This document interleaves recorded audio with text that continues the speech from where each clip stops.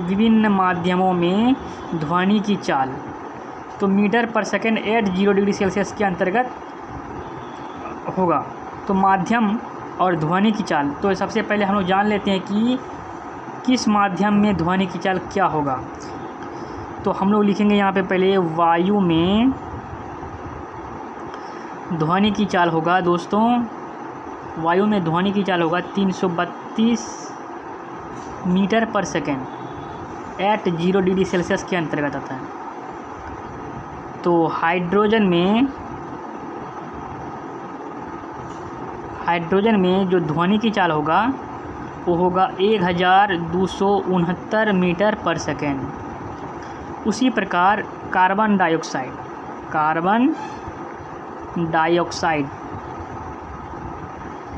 Dioxide में जो है ध्वनि की चाल होगा 260 मीटर पर सेकेंड। और हम लोग जानेंगे आगे कि भाप जो होता है ना, भाप वो 100 डिग्री सेल्सियस में जो होता है और उसमें ध्वनि की चाल कितना होगा। भाप में 100 डिग्री सेल्सियस में ध्वनि की चाल होता है 405 मीटर पर सेकेंड। अब उसके बाद जानेंगे अल्कोहल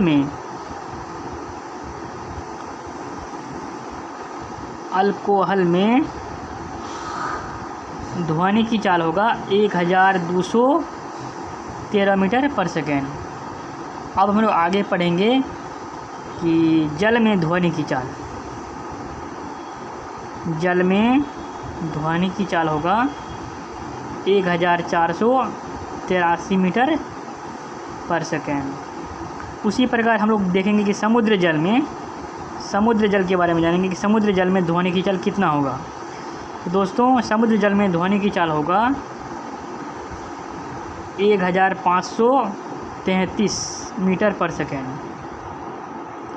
उसके बाद पारा में ध्वनि की चाल। पारा किसको बोलता है दोस्तों? मरकरी को। तो पारा में ध्वनि की चाल होगा 1450 मीटर पर सेकेंड। अब हम लोग आगे पढ़ेंगे। अब दोस्तों देखिए एल्यूमिनियम में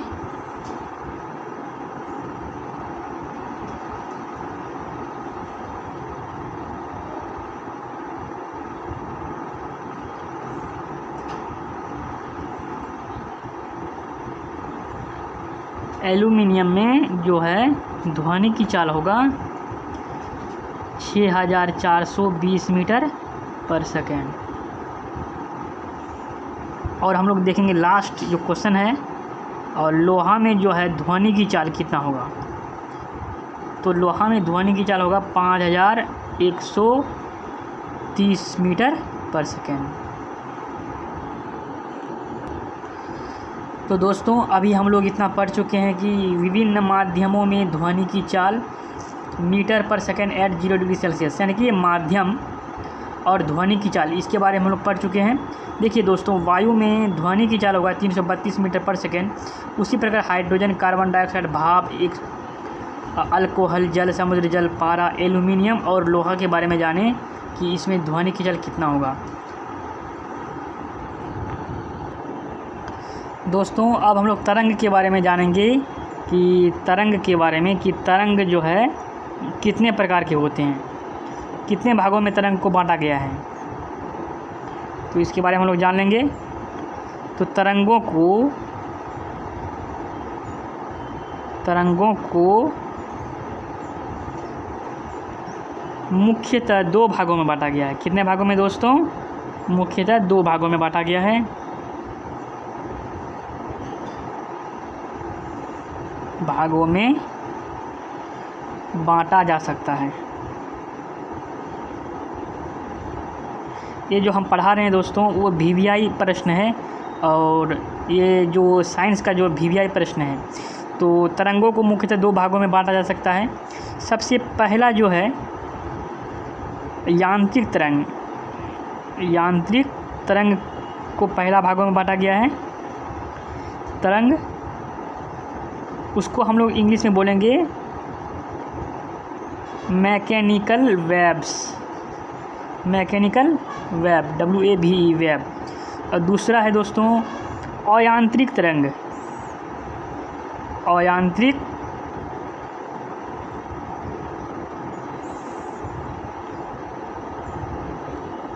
तरंग,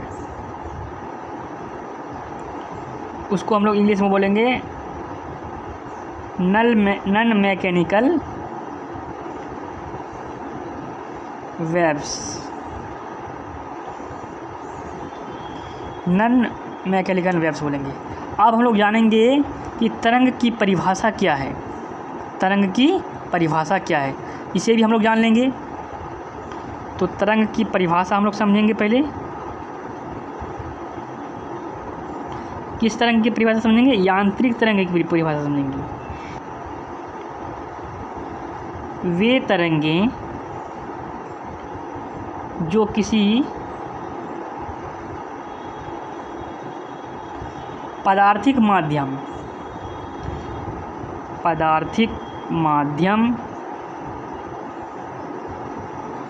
यानी कि हम उसको बोलेंगे ठोस, द्रव अथवा गैस,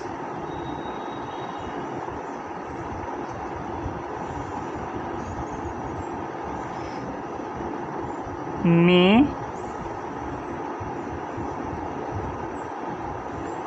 संचरित होती है, संचरित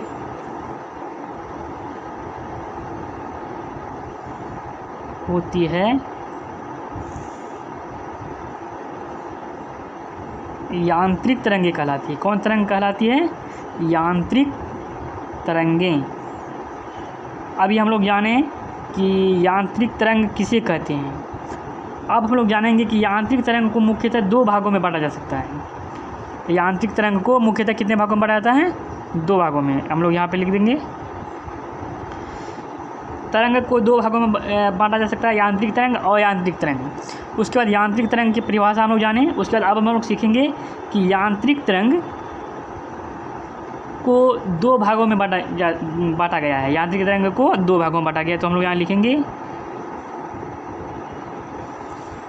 यांत्रिक तरंग को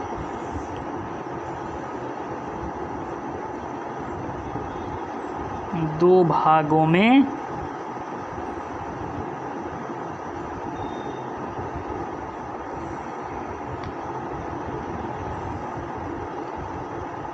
बांटा गया है। यांत्रिक तरंग को दो भागों में बांटा गया है।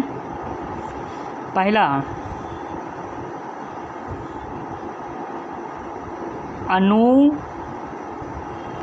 अनुदैर्ध्य तरंग, सॉरी यहाँ पे कुछ नहीं है, प्रेप है। अनुदैर्ध्य तरंग, उसको इंग्लिश में बोलेंगे हम लोग लॉन्जिट्यूडिनल वेव्स। और दूसरा है अनुप्रस्थ तरंग दैर्ध्य, अनुप्रस्थ